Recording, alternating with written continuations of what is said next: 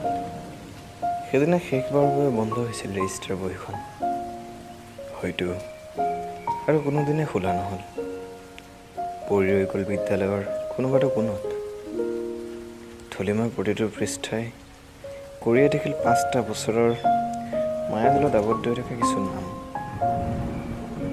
আৰু জীৱনৰ আটাইতকৈ উষ্ণতম স্মৃতিবোৰ। সেইদিনা শেষবাৰৰ বাবে বন্ধ হৈছিল ক্লাছৰুম। অন্ত পৰিছিল জীৱনৰ এটা অভিনৱ অধ্যায়। ক'ৰবাত হেৰাই গ'ল সেই ইউনিয়নৰ দিনবোৰ। মাথো সাক্ষী হৈ ৰ'ল ইতিহাস। মনত পৰে সেই মধুৰ স্মৃতি দিনবোৰলৈ, য'ত মনৰ বতৰা আদান প্ৰদান কৰিছিলোঁ হলৰুমৰ স্বপ্ন সৃষ্টি পাৰ্কখনত। কিছুমান কথা নোকোৱাকৈ থাকি গ'ল ৰুমৰ চাৰিডালৰ মাজত। আজি সকলো উচ্চ শিক্ষাৰ বাবে বহু দূৰলৈ গ'ল, মাথো ৰৈ গ'ল স্মৃতিৰ এক আলোড়িত অধ্যায়।